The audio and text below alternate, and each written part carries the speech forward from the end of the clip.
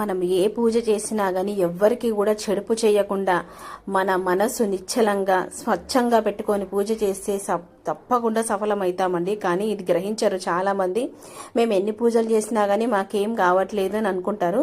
కానీ ఇతరులను బాధ పెట్టి మనం ఎన్ని పూజలు చేసుకున్నా, ఎంత గుడికి వెళ్ళినా కానీ దండయేనండి.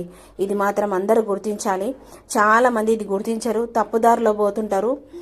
దేవుడికి అక్కడ దండం పెట్టుకుంటాం, మళ్ళా వేరే వాళ్ళని తిట్టి దూషించుకొని వాళ్ళ మీద చెడు ప్రయోగాలు చేసి కూడా చాలా తప్పు.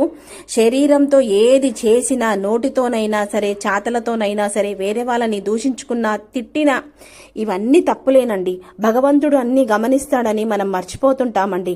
పిల్లి పాలు తాగుతుంది, అసలు ఎవరు చూడలేదు అని అనుకుంటుంది. కానీ పైన భగవంతుడు అన్ని చూస్తాడని మనం మర్చిపోవద్దండి. ఇది మాత్రం అందరూ గమనిస్తూ ఉండాలి.